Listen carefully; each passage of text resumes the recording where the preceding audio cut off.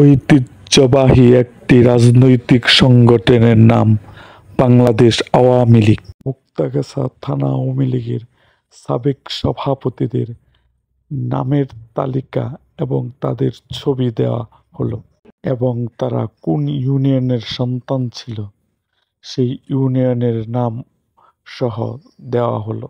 মৌলভী ইয়াকুব আলী, তিনি ৯ নং কাশেমপুর ইউনিয়নের সন্তান ছিলেন। অ্যাডভোকেট শামসুল হক, তিনি ৪ নং কুমারগাতি ইউনিয়নের সন্তান ছিলেন। আব্দুস সামাদ মাস্টার, তিনি ১ নং দুল্লা ইউনিয়নের বাসিন্দা ছিলেন। জনাবা রাশিদা মহিউদ্দিন, তিনি ২ নং বড়গ্রাম ইউনিয়নের বাসিন্দা ছিলেন। দীর্ঘদিন ভারপ্রাপ্ত সভাপতির দায়িত্ব পালন করেন আবু তাহের সরকার সানা মিয়া, তিনি ১০ নং খেউরাজানি ইউনিয়নের বাসিন্দা ছিলেন। বর্তমান সভাপতি কে এম খালিদ বাবু, তিনি ৪ নং কুমারগাতা ইউনিয়নের বাসিন্দা।